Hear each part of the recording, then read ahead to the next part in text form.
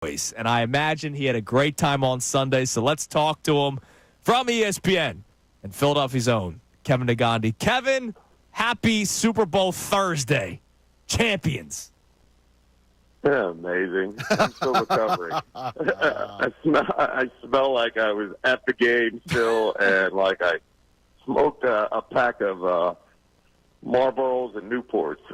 It's been a great week. Still recovering with my voice. I've actually worked a handful of shows and interviewed Jalen Hurts a couple of days ago, Cooper DeJean a couple of days ago. It's been great. Oh, yeah, we've played some of the audio on the show, so we'll talk about that. But I want to get your firsthand account first. You had the opportunity to stay in New Orleans if you wanted to for the Super Bowl. You wanted to go home with your boys. What was it like at the Negandhi household on Sunday?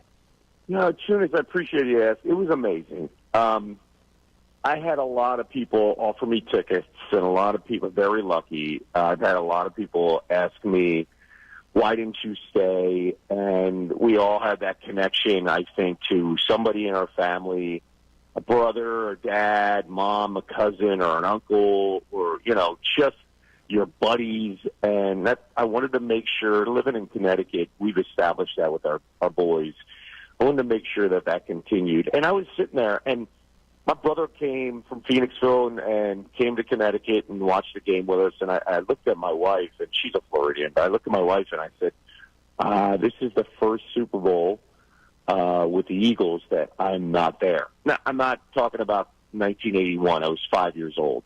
I was there in 2006. I was there in 2018. And, of course, 2023, I took the whole family. So it was cool to just be home. I didn't know what to do with myself all day. Oh, my gosh. But we had a lot of food. We had a blast. Did not invite anybody over except our internal family, and it was amazing, man. Now, I got to tell you, when you have a 12- and 10-year-old, I made sure at 5:45 I told them no screens at 6:30 when you're downstairs. I don't want to hear it. We're not looking at your iPad. You're not looking at your phone. No, it's game and game only. And they were locked in. We took a halftime break for them. They enjoyed the halftime show. We all watched, but they were on their screens and talking to their buddies.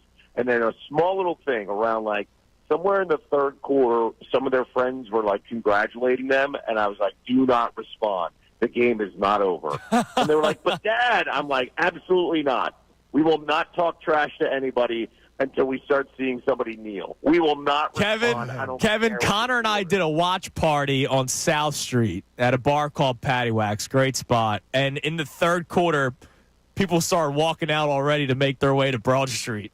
See, I can't imagine you're walking out on a game. No. Hell no. Right.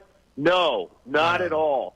The time I felt most comfortable, obviously, when Kenny Pickett's in the game, but, when the starters are in the game, is that first drive in the third quarter for the Eagles. I told the boys when they got the ball, I said, it's 24-0. If we take 5 to 6 minutes off the clock and score, whether either it's a field goal or a touchdown, we won the game. That's when I could feel decent.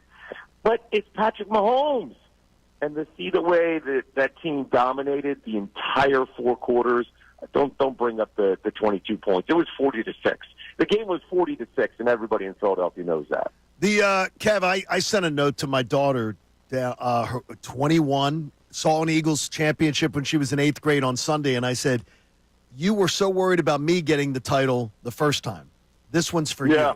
This one's for you. Because a lot of it was I was thinking about my dad, my uncles who had passed, all the people who had never gotten to see the Eagles win a championship. But this one was for the living.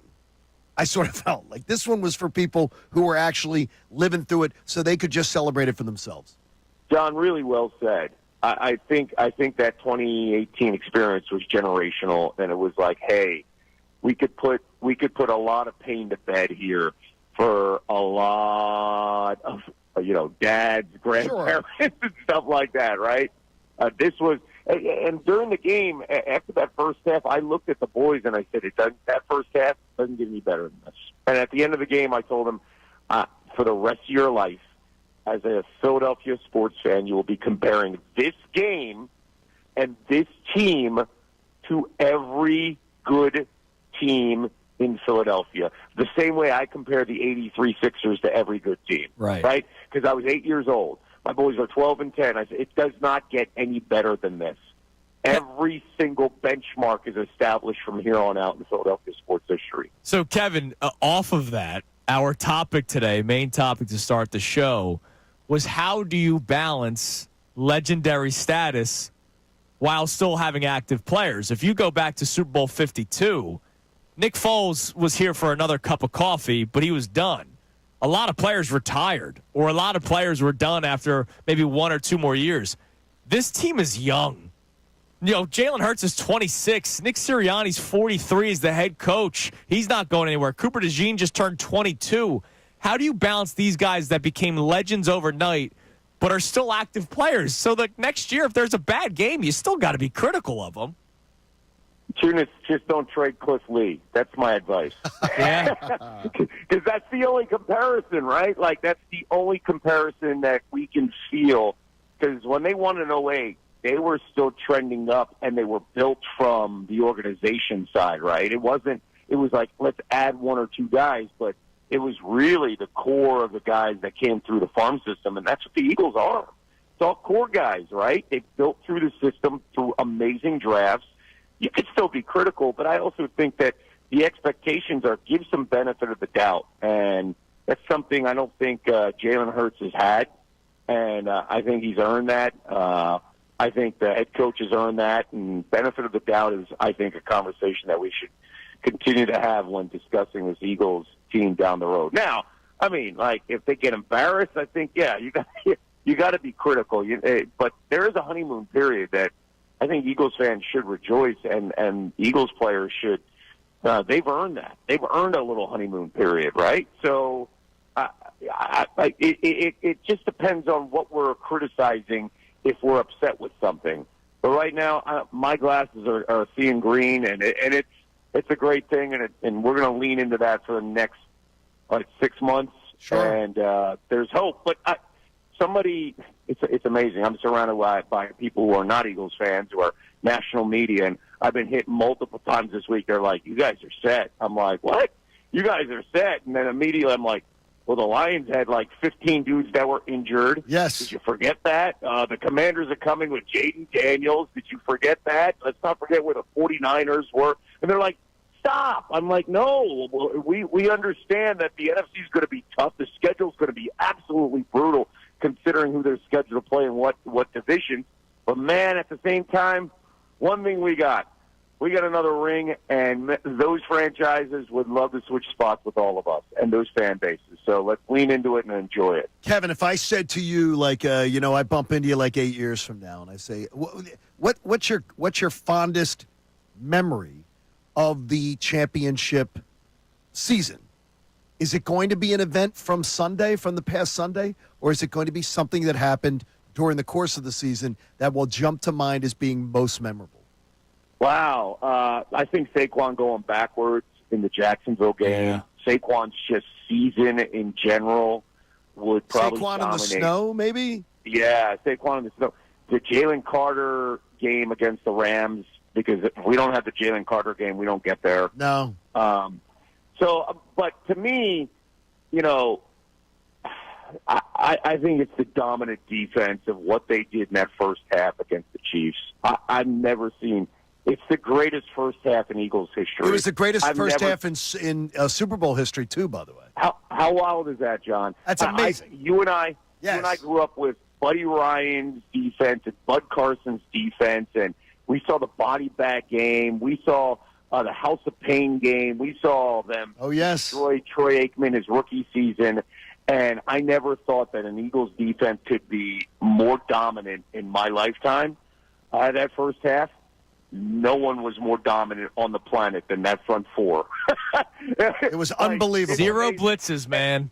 Just the front what's four. What's weird, guys, here's the weird thing, though, is we cannot – there's some sadness to it, too.